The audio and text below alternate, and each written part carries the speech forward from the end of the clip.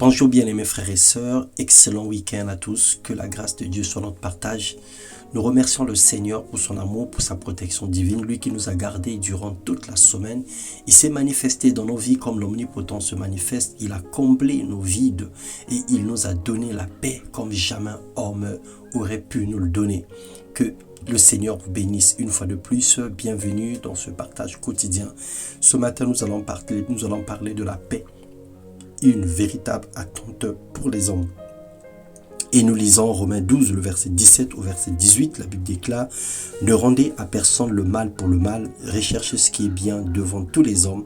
S'il est possible, autant que cela dépend de vous, soyez en paix avec tous les hommes. » La paix est l'une des choses la plus importantes que le monde recherche, que les familles ont besoin ou même qu'une âme et un cœur désirent au plus profond. Elle a une valeur inestimable, elle s'acquiert au prix des efforts communs, mais aussi par la grâce de Dieu en accueillant Christ en soi. La paix que le gouvernement promet au prix de la lutte, au prix des guerres, et le sentiment d'assurance que l'argent et les richesses procurent ne peuvent pas apporter le bonheur et la paix véritable. Les organisations mondiales nous promettent l'illusion de paix. En vérité, là où il y a la vraie paix, on devrait trouver l'amour, l'harmonie, la solidarité, la joie, la tranquillité, etc. Ces choses sont visibles, mais nous notons que désolation dans la gestion des organismes internationaux qui promettent la paix, qui sont des spécialistes de faire la paix entre les nations, mais en réalité, c'est pas ce que nous voyons. Le véritable bonheur, c'est alors Jésus. La vraie paix, c'est de l'avoir comme Seigneur et Sauveur. Selon Éphésiens 2, le verset 13. Le prix de la paix est aussi le fruit de notre décision. La capacité que nous avons à faire le bien, à ignorer les erreurs des autres, à oublier le tort des autres. Dieu nous encourage à être en paix avec tous. 2 Corinthiens 2, le verset 10.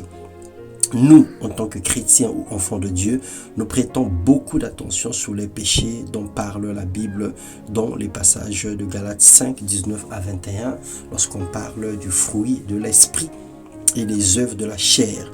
Mais nous n'avons pas conscience que la paix également est un facteur qui conditionne la visibilité de Dieu dans notre vie.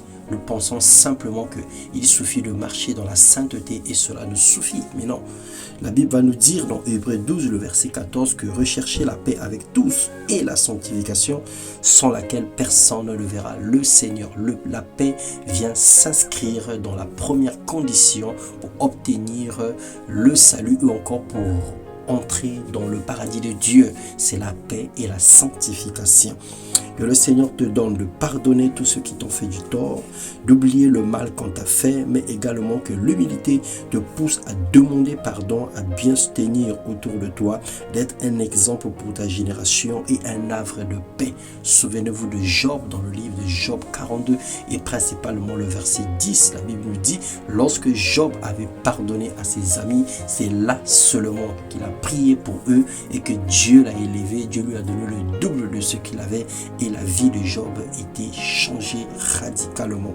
Que le Seigneur vous bénisse ce matin. Merci d'avoir écouté ce message. Que la grâce de Dieu soit votre partage et que la paix qui surpasse toute intelligence garde vos cœurs et vos pensées en Jésus-Christ, dans le nom puissant de Christ. Amen.